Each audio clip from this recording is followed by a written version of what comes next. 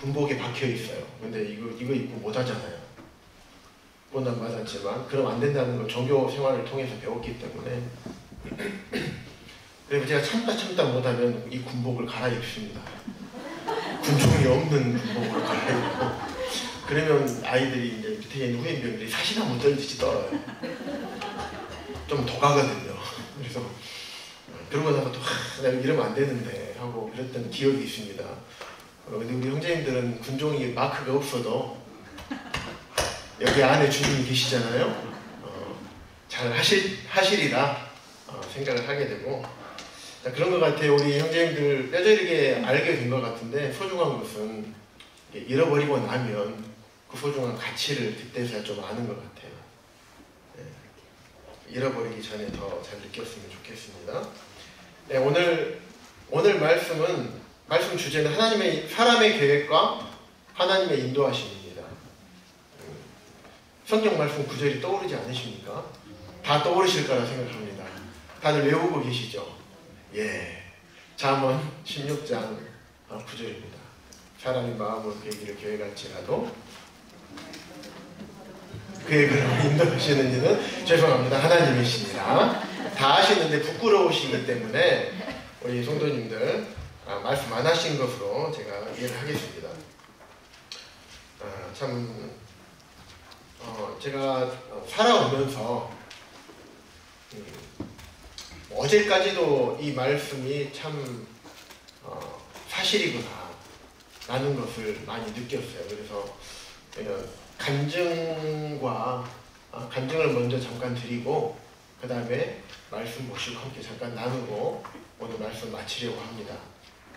어제 어떤 일이 있었냐면요. 우리 김민경 자매 여기서 복음 듣고 잠실교회로 보냈죠. 그리고 잠실교회 간 지 얼마 안 돼서 침례 받은 자매입니다. 그래서 청길성 형제님 네, 이제 아들이고 그래서 아들 청경순 형제가 결혼한다고 지난번에 와서 인사했잖아요. 달이 이제 기부사하고 왔었잖아요. 그 결혼식이 어제 있었습니다. 그런데 저는 오늘 말씀이기도 하고 그래서 오롯이 이제 말씀에 집중하고 싶어서 그게 또 당연한 거잖아요. 그렇죠? 당연한 거죠.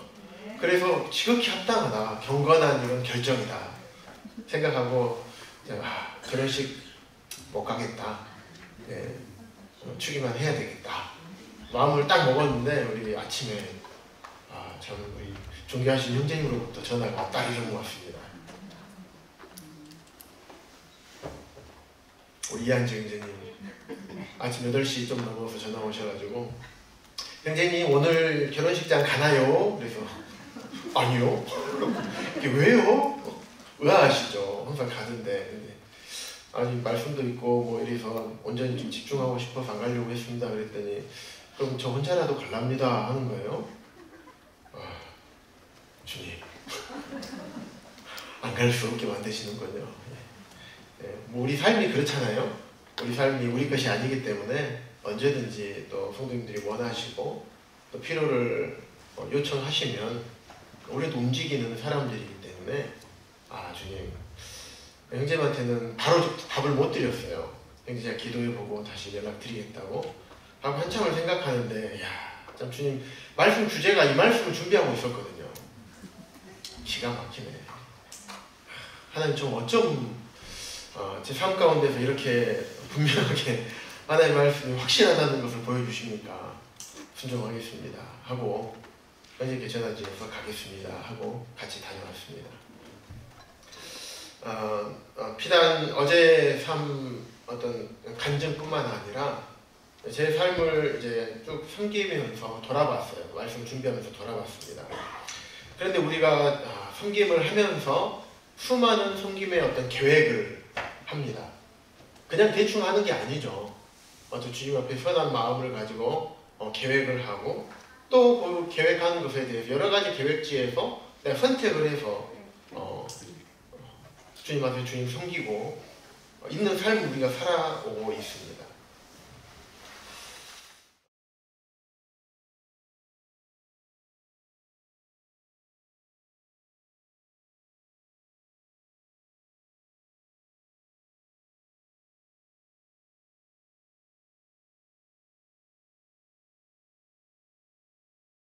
아니라 오롯이 광주 동부교회, 광주 동부교회를 위해서, 지역교회를 위해서 부르셨기 때문에 지역교회를 위해서 최선을 다해서 섬기리라.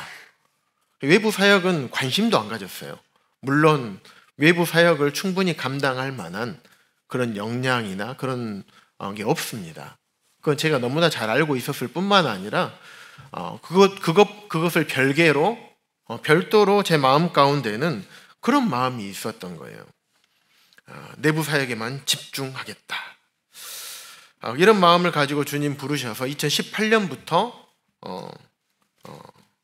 사역을 시작을 했던 것 같습니다.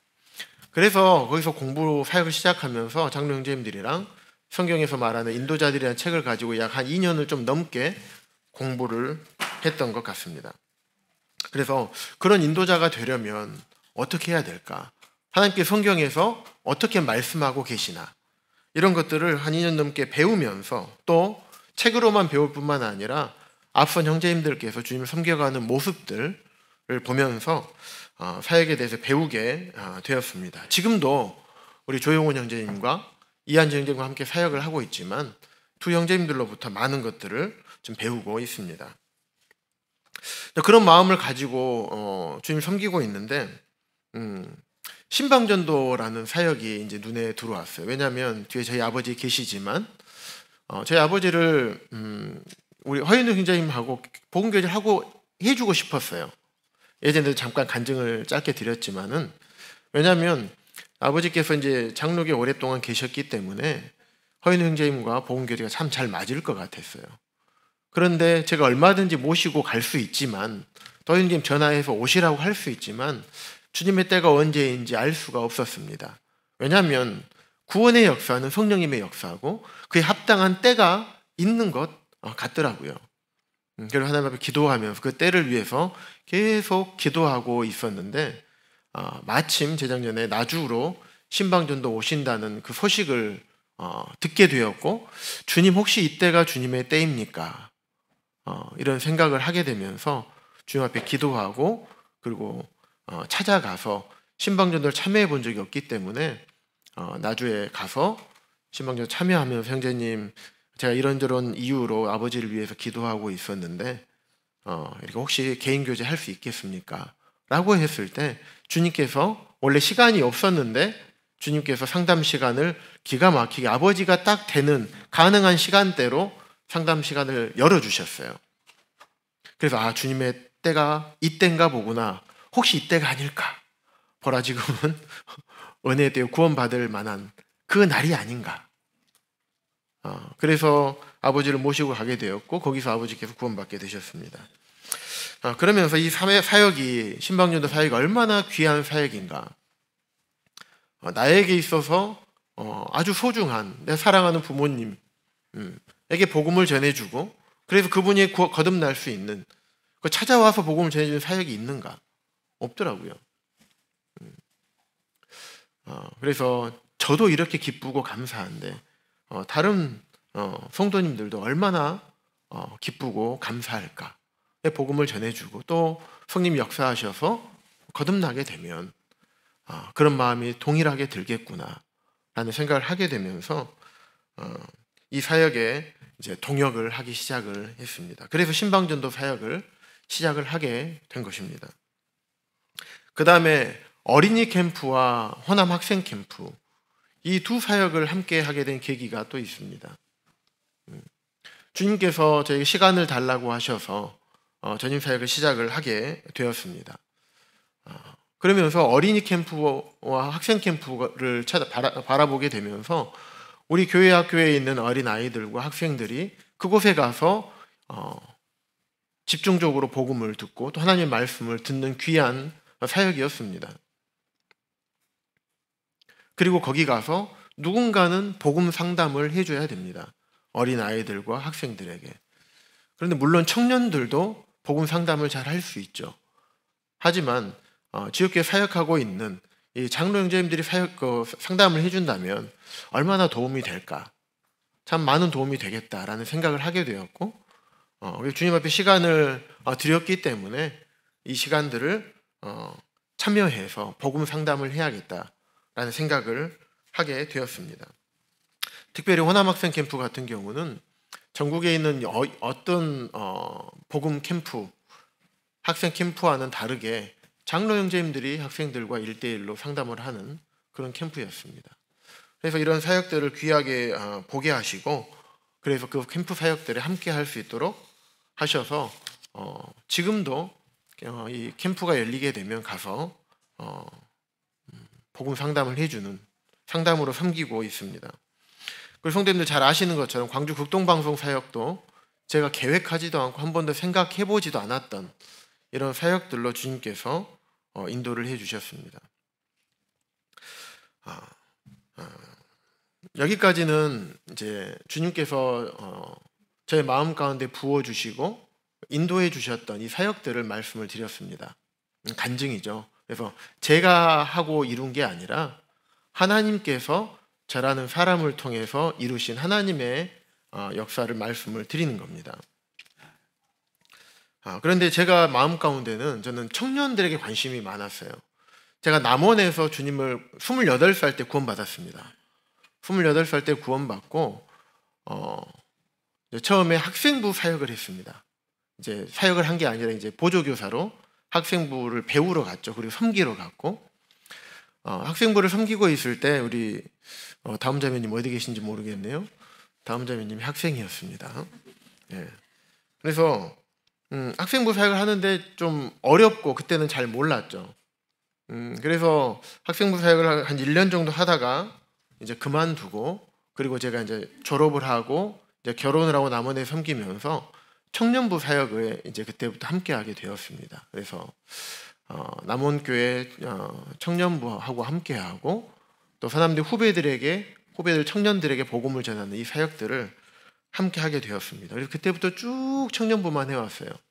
광주 동부교회에 왔는데 학생부 사역에 또 필요가 보이는 거예요. 저는 청년부 하고 싶은데, 그래서 내가 하고 싶은 거 하고 싶은데 주님께서 계속 학생부 사역이 거기에 교사가 필요함을 보여주셔서 학생부에 또 한 2년 동안 했었습니다. 그런데 참 쉽지가 않더라고요. 그래서 다시 주님 앞에 기도하고 했을 때 다시 청년부로 함께하게 되어서 지금까지 청년부를 함께하고 있습니다. 그러던 과정 가운데 전국 청년 캠프 이제 스텝이신 이제 장로 형제님들 중에서 저한테 이제 제의가 왔어요. 뭐 제가 잘나서 제의한 게 아니라 형제님들께서 이제 다음 세대 전국 청년 캠프를 이끌어갈, 또 함께 동역할, 또 섬길 일꾼들을 찾다 보니까 이제 눈에 띄었던 것 같습니다. 그래서 스텝으로 함께하자. 그런데 이제 전국 청년 캠프를 한 번도 가지를 못했어요. 왜냐하면 전국 청년 캠프뿐만 아니라 어디 청년 캠프를 가본 적이 없어요. 제가 28살 때 구원받았으니까 그 나이로 청년 캠프 가면 할아버지 할머니 소리 듣는다고, 아무도 얘기 안 한다고, 왜 왔냐 이렇게 쳐다본다고. 그래서 그래? 그러면 가면 안 되겠구나 하고 한 번도 가본 적이 없습니다. 그런데 가본 적이 없는 청년 캠프를 제가 어떻게 거기 스텝으로 섬길 수 있겠어요? 그래서 2022년, 2년 전이네요. 2년 전 여름에 강릉 명주로 교회에서 전국 청년 캠프가 있었습니다. 그래서 그때 차를 운전해서 광주에서 몇몇 형제님들 모시고 이제 대관령을 넘어서 강릉 명주로 도착을 했습니다. 그거 잘 아시죠? 이 내용은 간날 바로 코로나 걸려서 그 다음날 아침에 다시 대관령을 넘어서 운전해서 이게 광주로 왔습니다. 그래서 진짜 너무 힘들었거든요. 그래서 그게 여름에 안 돼가지고 2023년 작년 겨울 1월 달에 전청이 있었습니다. 여기 또 가야겠다 했는데 작년 1월 달에 제가 어디 갔다 왔죠. 이스라엘 성지순례 갔다 왔습니다. 그 일정과 딱 겹쳐요. 주님 이번에도 허락을 안 하시네. 그래서 못 가겠습니다. 전화드리고 못 갔습니다. 그리고 작년 여름 때 또 전청을 가려고 했어요. 그런데 호남학생 캠프랑 겹쳐요. 날짜가 겹쳤습니다. 그래서 그래도 여기서 못 가겠구나 하고 못 갔습니다.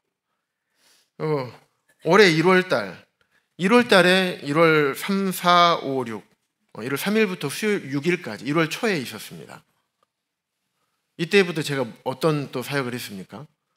광주 극동방송 첫 방송 녹음 있는 날이 또 그때였습니다. 그러니까 갈 수가 또 없잖아요. 그래서 청년 캠프를 2년 동안 가려고 여름 겨울 계속 시도를 했는데 계속 막혔어요. 그래서 제가 전청 스텝 하신 형제님들한테 형제님 주님께서 막으시는 것 같아요 했더니 에이 주님께서 뭐 그런 걸 막으시겠냐고. 안 막으신 거다. 다음에 와라 이러기를 한 3번 하다 보니까 그 형제님도 기도해 보세요 하더라고요. 그래서 기도하고 있었는데 지난주 초인가 이제 호남학생 캠프 스텝진들로부터 스텝 계시는 형제님들로부터 전화가 왔어요. 광주 동구교회에서 스텝 회의를 하고 싶다. 왜냐하면 전라 남북도에 형제님들이 계시다 보니까 광주 지역이 이제 참 좋은 거예요. 그래서 저희 동북에서 하고 싶다고 하셔서 저희가 흔쾌히 저희가 섬기기로 했습니다. 그래서 우리 몇몇 자매님들께 수고해 주셔서 접대를 해주셨는데 저도 이제 그 자리에 가야 되잖아요. 이제 자리에 참석을 했더니 형제님께서 스텝 회의로 들어오라고 하시는 겁니다. 그래서 저는 스텝도 아닌데 저는 그냥 밖에서 기다리고 있겠습니다. 회의 끝나시면 제가 식사 장소 모시겠다고 그랬는데 들어오라고 하셔서 들어갔더니 알고 보니까 전략적이었던 거예요. 호남학생 캠프 스텝진들에서 다음 호남학생 캠프 스텝을 위해서 이제 수년 동안 기도해 오고 계셨고 그동안 계속적으로 호남학생 캠프 참석을 이제 하다 보니까 관심을 갖고 있고 그래서 이제 함께 호남학생 캠프 스텝을 했으면 좋겠다라는 제의를 해 오셨습니다. 그래서 제가 일주일 동안 기도하겠습니다라고 기도하고 있던 도중에 주님께서 이 말씀을 전하도록 이렇게 말씀을 주셨어요. 그래서 참 주님은 어쩜 제 삶 가운데서 이렇게 일하십니까? 제가 하고 싶은 청년 캠프 근데 주님께서 못하게 하시고 그 길이 아니라 호남학생 캠프로 복음 전하는 사역에 다 함께 하도록 주님께서 말씀을 하셔서 그래서 호남학생 캠프에 올 겨울부터 스텝으로 함께 하게 되었습니다. 참 내부 사역만 하고 싶었는데 또 그렇게 계획을 짜고 마음을 먹고 주님 앞에 기도하고 있었는데 주님께서 이런 사역들로 보내시고 이끄셨습니다. 이런 말씀을 계속 드리는 이유는 뭐 제가 어디 캠프 참석하고 있고 어디서 어떻게 섬기고 있고 이걸 자랑하려고 하는 게 아니라 하나님께서 저의 삶을 제 뜻과 때로는 관계없이 하나님께서 이렇게 인도하시는 것들을 제가 경험한 것을 이렇게 간증을 해드리는 겁니다. 아마도 우리 성도님들께서도 성도님들의 삶을 돌아보실 때 아마도 저와 같은 이런 경험들을 하시지 않았을까라는 생각을 하게 됩니다. 이 말씀을 한 목소리로 함께 읽도록 하겠습니다. 시작. 사람이 마음으로 자기의 길을 계획할지라도 그의 걸음을 인도하시는 이는 여호와이시니라. 잠언 16장 9절 말씀. 너무나 잘 아는 말씀이시죠. 또 다른 말씀에 보니까 이런 말씀도 있었습니다. 걸음을 지도함이 걷는 자에게 있지 아니하니이다. 또 잠언 다른 말씀에도 보면 사람의 마음에는 많은 계획이 있어도 오직 여호와의 뜻만이 완전히 서리라. 이런 말씀들을 다 살펴볼 수는 없었습니다. 그래서 이제 몇몇 말씀만 앞에서 기록을 했는데 이 말씀들을 우리가 잘 살펴보게 되면 참 우리의 삶을 하나님께서 우리 삶에 개입하시고 이렇게 인도하고 계시지 않나 생각을 해보게 됩니다. 이 말씀을 보면 사람이 마음으로 자기의 길을 계획할지라도 그의 걸음을 인도하시는 이는 여호와시니라. 때로 이 말씀을 보면 인간의 계획과 하나님의 인도하심 이게 꼭 대조적으로 나타나 있는 것처럼 보입니다. 그래서 사람이 그럼 계획하는 게 뭐 필요 없지 않나? 어차피 계획해도 인도하시는 분은 하나님이시니까 내가 원하는 대로 인도하지 내가 원하는 계획대로 되는 것이 아니라 하나님께서 어차피 하나님 그분의 뜻대로 우리의 삶을 인도하시는 거 아니야? 그럼 굳이 계획할 필요가 있겠어? 라는 생각을 하실 수도 있습니다.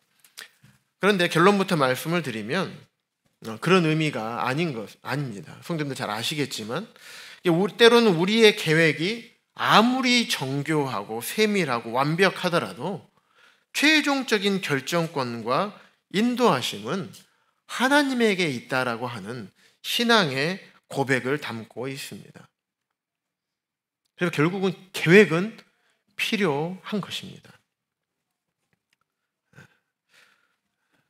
사람들은, 우리 성도들 마찬가지죠. 흔히 내 생각대로, 내가 생각한 대로라는 의미는 내가 하나님 앞에 선한 뜻과 선한 마음을 가지고 생각한 대로도 포함이 되고요.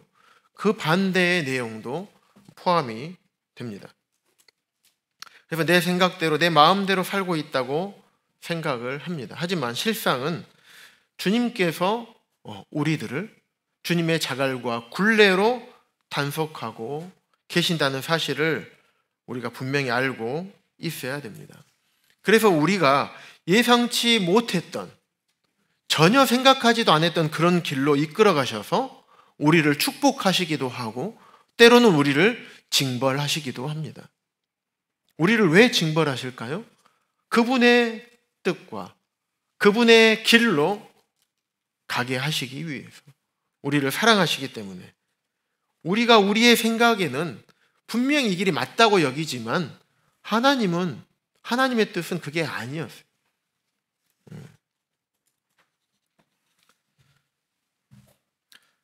그래서 하나님께서는 여러 가지 우리의 상황과 환경을 통해서, 때로는 사람을 통해서 그분의 자갈과 굴레로 우리를 단속하고 계십니다. 그래서 우리가 어떤 계획을 세우든지 간에 궁극적인 결과는 하나님의 손에 달려 있음을 이 말씀을 통해서 우리에게 상기시켜 줍니다. 그래서 우리에게는 어떤 책임이 있는가? 사람은 마음으로 자기의 길을 계획할 책임이 있는 것입니다. 이게 하나님 앞에, 주님 앞에서 선한 소원을 가지고 그 선한 소원을 이루기 위해서 계획을 세워야 되는 것입니다. 우리 청년들도 마찬가지고 우리 귀여운 성도님들 마찬가지실 겁니다. 우리가 청년의 때에는 내가 이루고 싶은 어떤 취업이라는 어떤 목적을 가지고 수많은 스펙들을 계획하고 준비합니다. 그래서 철저하게 시간 관리를 합니다. 우리 귀여운 성도님들도 마찬가지일 것입니다. 승진을 위해서, 아니면 때로는 주님 앞에 드리기 위해서, 아니 우리 가정을 위해서 열심히 물질을 모으고 저축하고 내가 언제까지는 얼마를 어느 정도 금액을 마련하겠다. 자녀를 키울 때도 마찬가지시겠죠. 이런 계획을 세우듯이 주님을 향한 우리의 마음과 우리의 소망, 우리가 주님을 위해서 달려가야 될 그 표대를 딱 찍고 그 표대를 어떻게 가야 될지 계획을 세우는 것이 지극히 합당한 것입니다. 그것이 우리가 해야 될 책임인 것입니다. 하지만 하나님께서는 우리가 그런 책임을 다 하더라도 주권적으로 우리의 삶을 인도하신다는 말씀입니다. 그래서 이 말씀은 단순한 어떤 계획의 중요성을 넘어서 실제적인 우리의 신앙생활과 직결되는 의미를 가지고 있습니다. 우리 그리스도인의 삶을 성도님들 잘 아시는 것처럼 끝없는 계획과 선택의 연속입니다. 그렇기 때문에 이러한 과정에서 우리가 하나님께 의지하는 자세가 반드시 필요합니다. 우리의 모든 계획과 우리의 모든 선택이 하나님의 인도하심 아래에 있다는 것을 믿는 것은 그리스도인으로서 매우 중요한 자세입니다. 인도한다라는 뜻이 한문을 살펴봤습니다. 인도한다. 인자가 당길 인자예요. 당길 인자. 당기고 이끌 도자. 당겨서 원하는 방향으로 이끄시는 거예요. 그게 인도하는 겁니다. 그러면 지도함은 어떤 뜻일까요? 지도함. 손가락 지자, 가리킬 지자예요. 방향을 제시해 주시는 겁니다. 인도하고 지도함. 같은 의미면서도 약간의 다른 뉘앙스가 있습니다. 그래서 하나님께서 우리를 인도하시고 지도하신다는 겁니다. 그래서 이 사실을 잃어버리게 되면 우리는 하나님의 뜻을 더 중요하게 생각하는 것이 아니라 내 생각과 내 계획을 하나님의 뜻보다 더 중요하게 생각하게 되는 것입니다. 심지어는 내 생각과 내 뜻이 또 내 계획에 맞지 않는 길로 인도하면 때론 하나님을 원망하기도 하고 때로는 불평하고 낙심하기도 합니다. 그리고 그 탓을 하나님께 돌리기까지 합니다. 내가 그 하나님의 주권적으로 인도하시는 그 하나님의 주권을 인정하지 못하는 건데 그것을 그 탓을 하나님께 돌리는 것입니다. 마치 아담이 내가 선악과를 따먹은 것이 하나님께서 주신 저 여자가 내게 먹으라고 해서 내가 먹었다. 결국에는 누구에게 탓을 돌리는 겁니까? 하나님에게 탓을 돌리는 거예요.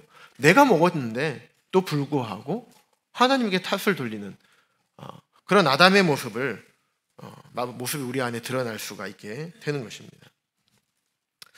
그래서 이 말씀은 우리에게 기도와 신뢰의 중요성을 우리에게 일깨워 줍니다. 그리고 우리가 계획을 세우기 전에 하나님 앞에 철저하게 기도하고 그분의 지혜와 그분의 인도하심을 우리가 구해야 됩니다. 단순히 의례적으로 하는 기도가 아니라 정말로 나의 삶 가운데에서 어떤 일을 선택해야만 하는 이런 갈림길에 있을 때는 내 생각을 내려놓고 세상의 기준들을 다 내려놓고 주님 앞에서 양심적으로 신앙의 양심 가운데에서 하나님 제 마음 아시죠? 제가 어디로 가야 되겠습니까? 일반적으로 내가 하고 싶은 거 다 정해놓잖아요. 정해놓고 기도는 하잖아요. 하나님 뜻대로 이루시기를 원합니다 하면서도 내 마음 가운데에는 그래도 하나님 이쪽으로 해주셔야 되지 않겠습니까? 라는 마음이 우리 안에 있습니다. 이거 말고 이런 게 아니라 진짜 우리 마음 가운데서 주님이 그렇게 하라고 하시면 그렇게 하겠습니다. 하나님의 주권 온전히 인정하는 그분을 온전히 신뢰할 수 있도록 그래서 하나님 앞에 기도를 해야 됩니다. 우리는 연약하기 때문에 끊임없이 나의 생각과 내 뜻이 내 욕구가 항상 안에 있습니다.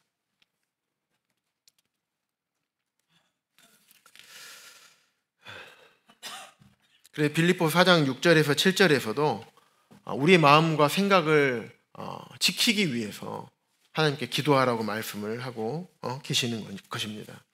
우리의 마음과 생각을 지키는 것은 이처럼 우리 뜻대로 안 되는 것 같습니다. 내가 어떤 마음을 먹으려고 해도 잘 먹어지지 않잖아요. 특히 작심삼일이란 말 우리가 많이 쓰잖아요. 어떤 마음을 꾸준히 먹고 싶어. 내가 오늘 하루 1시간 동안만이라도 내가 주님을 생각하고 싶어요. 그게 마음대로 됩니까? 안 됩니다. 우리는 그만큼 연약합니다. 그렇기 때문에 우리 마음과 생각을 지키기 위해서 주님 앞에 기도해야 되는 것입니다. 그랬을 때 하나님께서 그분의 뜻을 밝히 보여주시고 온전히 하나님 신뢰할 수 있도록 도와주십니다. 그리고 두 번째는 하나님의 뜻을 잘 분별할 수 있도록 분별을 해야 됩니다.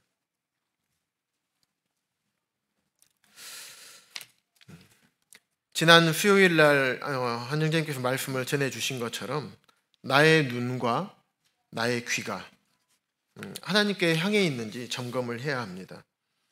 하나님의 시선이 머무는 곳에 내 시선이 머무르고 하나님의 마음이 머무르는 곳에 내 마음도 거기 머무르고 하나님의 말씀이 들려지는 곳에 나도 내 귀가 거기에 있어서 거기서 하나님의 말씀을 듣고 그랬을 때 우리가 하나님의 뜻을 분별할 수가 있습니다. 우리를 어떻게 인도하실까? 우리 인생에 단 한 번뿐인 우리의 인생의 물꼬를 어디로 터서 우리 인생이 강물이 흐르는 것처럼 강물은 거슬러 올라가지 못합니다. 하나님께 천지 만물을 창조하신 하나님께서 주권자 되시는 하나님께서 길을 인도하시는 대로 경사를 만든 대로 그 길로 물은 자연스럽게 흘러갑니다. 그러는 것처럼 우리의 단 한 번뿐인 인생이 주님께서는 그렇게 흘러가시기를 원하시고 계시는 것입니다. 나의 능력과 나의 지혜는 부질없음을 깨닫고 주님의 능력을 힘입을 수 있도록 애쓰는 것이 우리에게 필요합니다. 그래서 우리가 하나님의 뜻을 또 하나님의 인도하심을 잘 분별을 해야 합니다. 그리고 그 인도하심을 분별했으면 내가 원하지 않고 내 마음과 맞지 않고 내가 싫어하는 것이라 할지라도 순종해야 함을 우리에게 말씀을 하고 있습니다. 그런데 순종이 어떻게 쉽습니까? 잘 안 돼요. 이상하리만치 잘 안 돼요. 우리가 순종하는 것이요, 하나님의 몸된 교회 안에서 순종하는 것이 왜 그렇게 안 될까요? 사람에게 순종하는 것이 아니라는 것을 우리는 너무나 잘 알아요. 하나님의 말씀에 우리가 순종하는 것입니다. 그런데 이상하게 안 돼요. 굉장히 어렵습니다. 왜 그러냐면 제가 제 자신을 살펴보니까 결국에는 내 생각이 문제인 거예요. 내 마음이 문제고 내 고집이 문제고 내 자존심이 문제입니다. 내 생각이, 제가 방금 말씀드린 이런 것들이 하나님의 말씀보다 앞서는 순간 나는 순종하지 못하더라고요.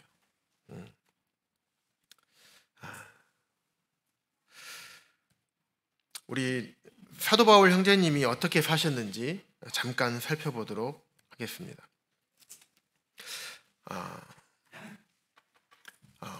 사도행전 16장에 있는 말씀은 우리 한번 성경을 열어서 찾아볼까요? 왜냐하면 15장에 있는 말씀도 좀 살펴봐야 돼서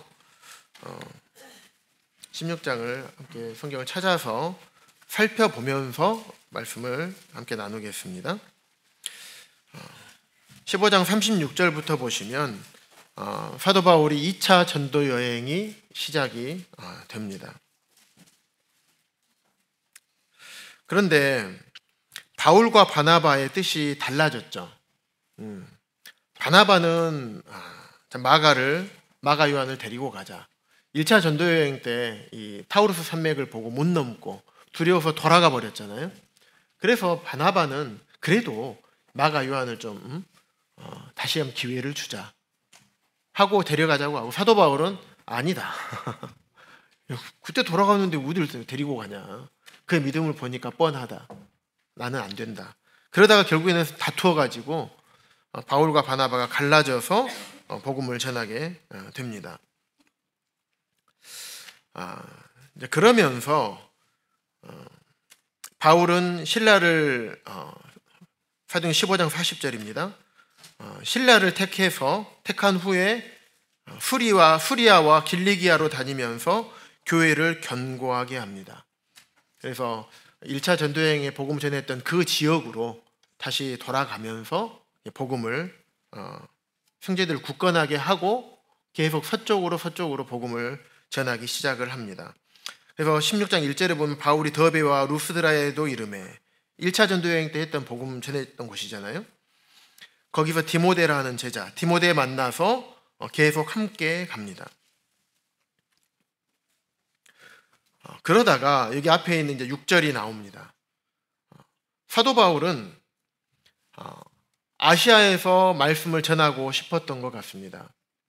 사도 바울이 있던 지금 이 시기에 아시아는 사도 바울이 있는 지점에서 약 서남쪽에 위치합니다. 조금 뒤에 지도를 보여드리겠습니다.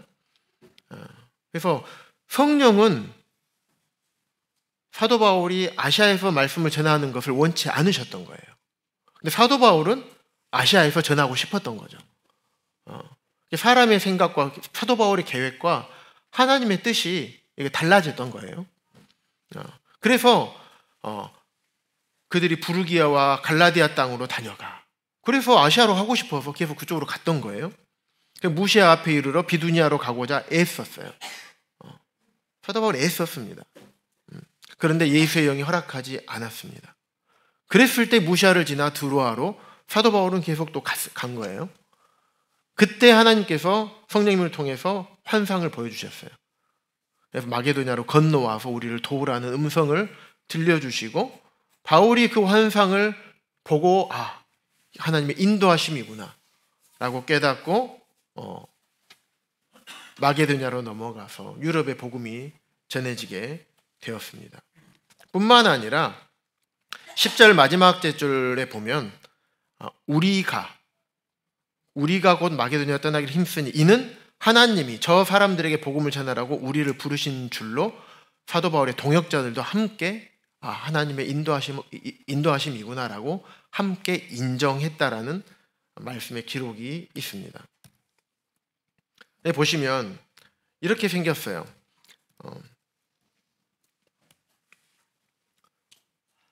그래서 사도 바울은 아시아에서 아시아로 복음을 전하려고 원했습니다. 그쪽으로 가려고 계획을 사도 바울은 했었습니다. 그런데 성령님은 그쪽을 막으셨습니다. 그래서 위쪽인 비두니아 쪽으로 또 가려고 했었던 거예요. 그런데 계속 거기도 막으시고 주의 영이 허락지 않았습니다. 왼쪽으로 그럴 법하지도 않습니까? 내가 분명하게 복음 전하는 것은 어떻게 보면 주님 앞에서 하나님께서 기뻐하시는 것이고 선한 길이잖아요. 그래서 하나님께서는 계속 그 길을 막으시는 거예요. 사도 바울은 분명히 계획을 했어요.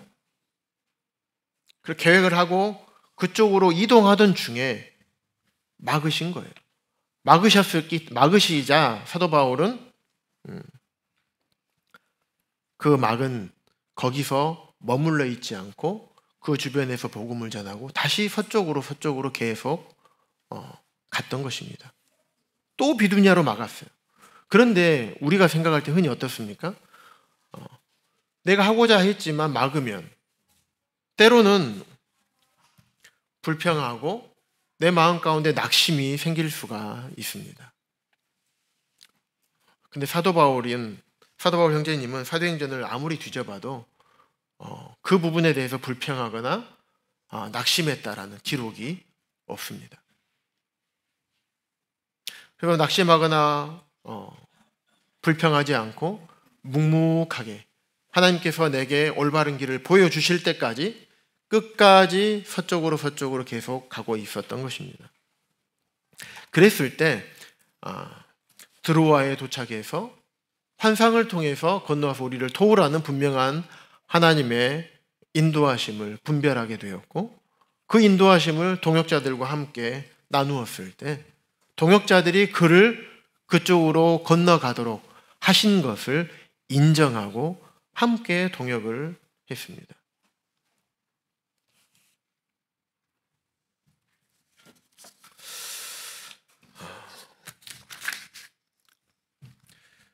이처럼 우리는 하나님의 말씀을 우리가 계획하고 합니다. 하지만 하나님의 인도하심은 이게 아니네. 이런 삶들을 통해서 우리가 하나씩 하나님을 경험하게 됩니다. 내 삶에 인도하고 계시는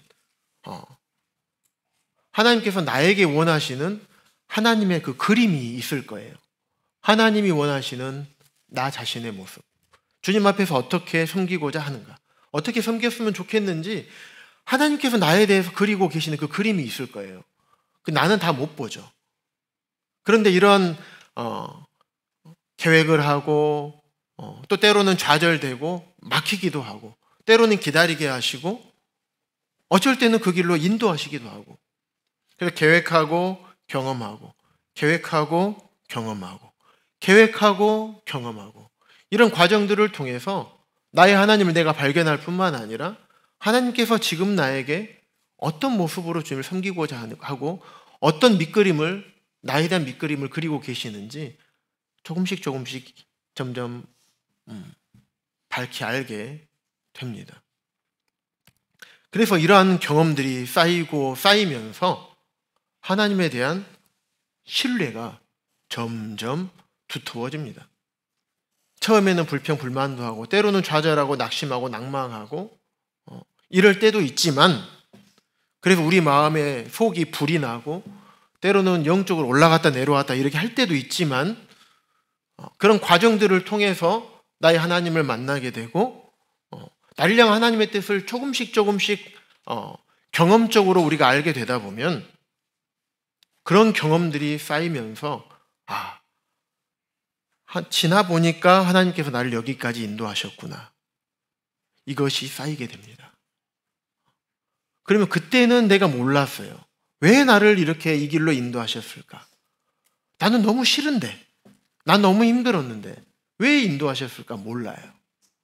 지나고 보면 이래서 주님께서 이렇게 하셨구나. 이런 게 쌓이게 됩니다. 그러면 하나님을 신뢰하는 것이 생기게 되죠. 한 번 신뢰하게 되고 2번 신뢰하게 되고 3번 신뢰하게 되고 이 신뢰가 점점 쌓이고 두터워지다 보면 그때는 이제는 어떤 비바람이 불어도 하나님을 향한 나의 신뢰,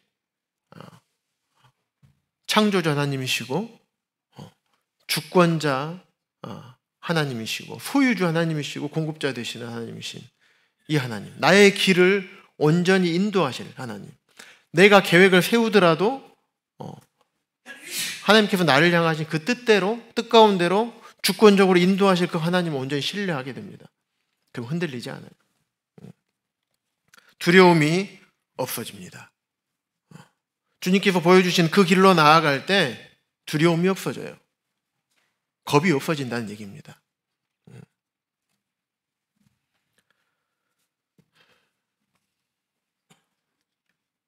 그러다 보면 그런 것 같아요.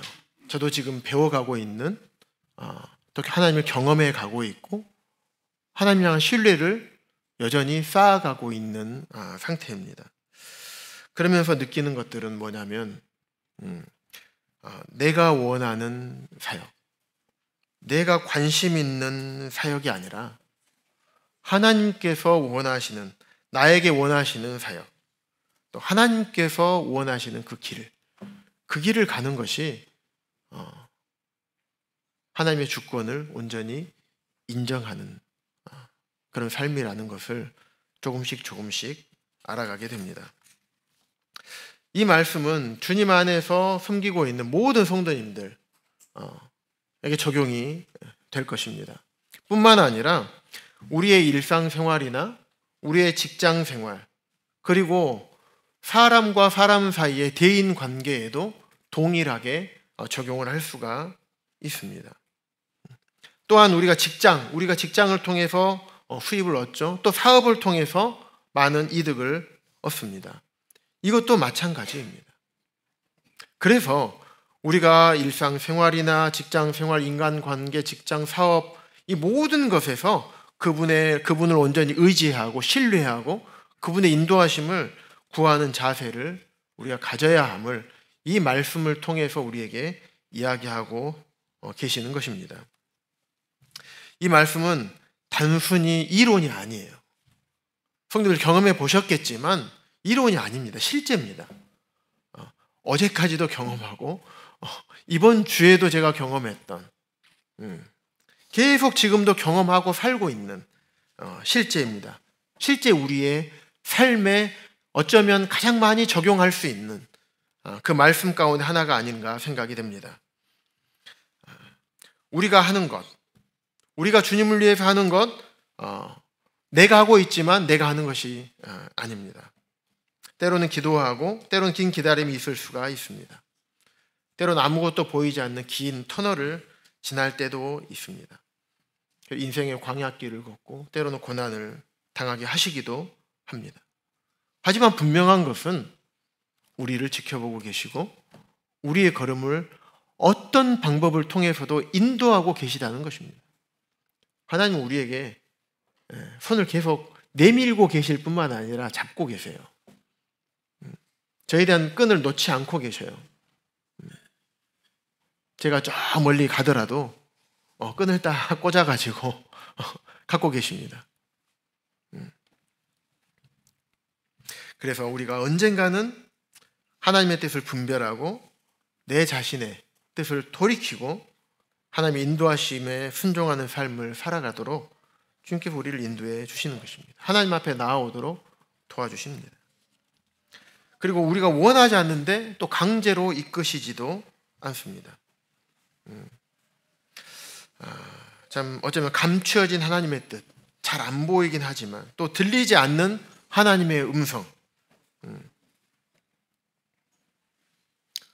그런데 직접 우리 귀에 사도 바울에게 들려주셨던 것처럼 그래 들려주시진 않지만 우리 환경을 통해서 때로는 말씀을 통해서 성도들을 통해서 우리에게 알려주시는 것입니다. 그럴 때 우리가 계속해서 반복해서 말씀을 드리지만 내가 어떻게 해야 될 것인가? 나의 뜻과 하나님의 뜻이 같으면 상관이 없어요. 그냥 그건 자동적으로 가집니다. 그런데 그 뜻이 내 뜻과 하나님의 뜻이 일치하지 않을 때 하나님께서 딱 가로막고 서 있을 때 이번에 김선주 형제님 말씀도 전해주셨죠. 나기보다 못한 사람이 되면 안 되지 않겠습니까? 딱 서 있을 때 그 서 계시는 하나님을 우리가 볼 수가 있어야 됩니다. 그러지 않게 되면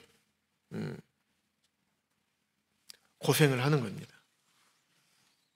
사도 바울이 그랬던 것처럼 하나님께서 사도 바울에게 그런 얘기를 하셨습니다. 가시채가 뒷발질하기가 내게 고생이니라. 하나님의 권위에 순종하지 않았을 때 하나님의 주권에 순종하지 못하게 되면 아무리 그걸 쳐내고 싶어도 결국엔 내 다리만 아프게 되는 것입니다. 그것을 깨닫고 사도 바울이 예수 그리스도를 구주요 나의 주인으로 왕으로 영접하게 되었고 그 이후로 사도 바울의 태도는 완전히 바뀌게 되었죠. 대제사장 아나니아인지 모르고 그를 사정없이 비판했을 때 다른 사람이 이는 대제사장이다 했을 때 내가 알지 못하였다 라고 하지 않았습니까? 다윗은 어땠습니까? 다윗은 온전히 하나님의 주권을 인정하던 그런 사람이었죠. 그래서 하나님을 욕하던 그 골리앗을 무찌를 수 있었던 게 온전히 하나님을 의지했기 때문에 그랬습니다. 하나님의 주권을 인정했습니다. 사울을 기름 부은 자를 내가 어떻게 죽일 수 있겠느냐. 그리고 옷자락을 벤 것만으로도 마음이 어려웠던 그런 다윗. 결국에는 우리가 하나님 앞에서 하나님을 어떻게 인정하는가, 하나님의 주권에, 하나님의 권위에, 하나님의 말씀에 나의 뜻을 복종시키지 않는다면 그런 고난과 고통을 우리가 당하게 되는 것입니다. 그래서 하나님께서는 때로는 이런 자갈과 굴레로 우리를 다루시기도 합니다. 그래서 하나님이 그분의 뜻 가운데로 이루도록 하나님의 모양대로 토기장이신 하나님께서 그 모양대로 빚어가고 튀어나온 것을 하나님이 딱 뗍니다. 아프죠.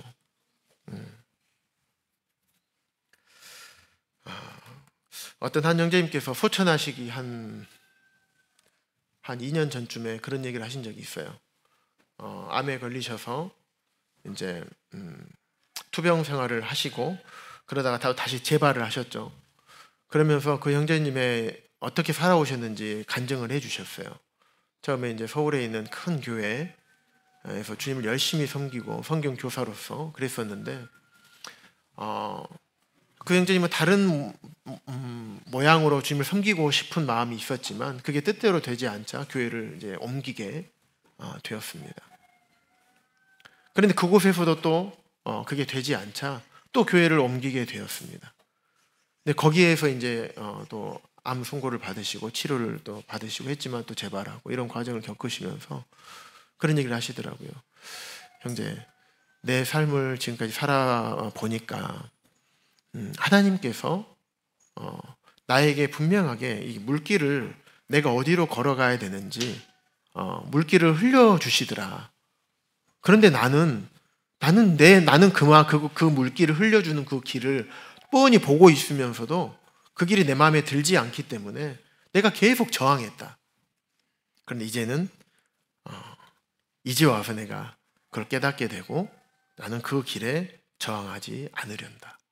흐르는 물처럼 주님께서 내 인생의 물꼬를 흘려주시는 대로 그분의 주권을 온전히 인정하고 나의 길을 인도하시는 분이라는 그것을 내가 믿음으로 받아들인 다음에 실제로 순종함으로 그 삶을 내가 살려고 한다 라고 하시면서 그 뒤부터는 그런 삶을 사시다가 주님 부르셔서 이제 소천하신 형제님의 간증을 기억이 납니다.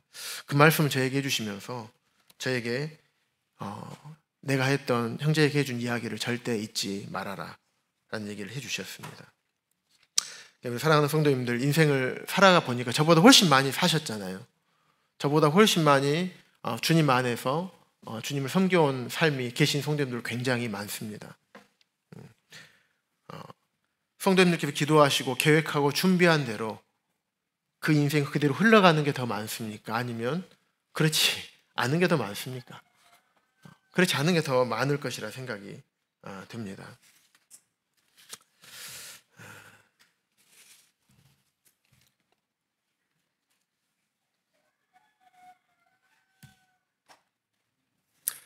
그래서 이 말씀들을 좀 찾아봤어요. 제가 다 읽어드리지 않겠습니다.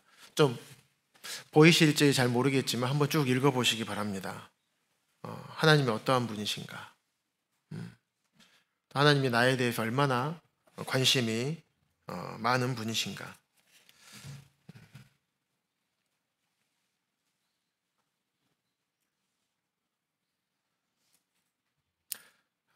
시편 139편에 있는 말씀처럼 내가 앉고 일어섬을 아시고 멀리서도 나의 생각을 밝히 아시고 내 혀의 말을 알지 못하는 것이 하나도 없으신 분. 주께서는 못 하실 일이 없으시고 또 사람의 길을 주목하시고 사람의 걸음을 감찰하시는 분. 일을 행하시는 분이 여호와시고 그것을 만들어 성취하시는 분이 여호와 하나님이시고 오늘 한 형제님께서 다니엘서 4장 35절 말씀으로 또 감사를 드렸었는데 하나님이 이런 분이셔요.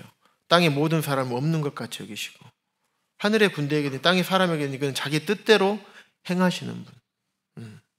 이런 하나님께서 우리의 삶을 인도해 가십니다.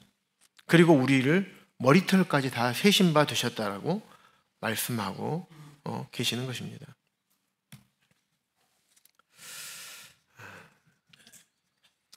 그래서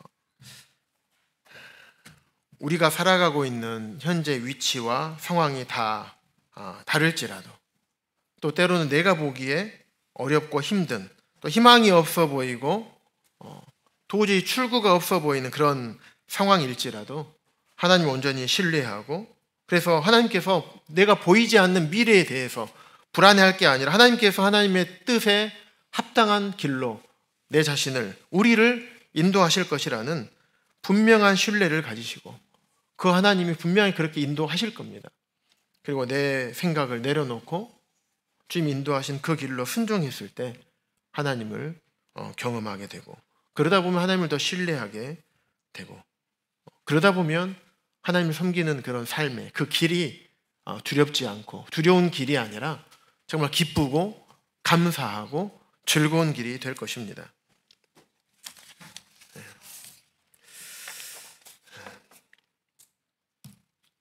마지막으로 이 말씀을 읽고 마치겠습니다. 한 목소리를 함께 읽겠습니다. 사람이 마음으로 자기의 길을 계획할지라도 그의 걸음을 인도하시는 이는 여호와시니라. 잠언 16장 9절 말씀. 아멘이십니까? 네.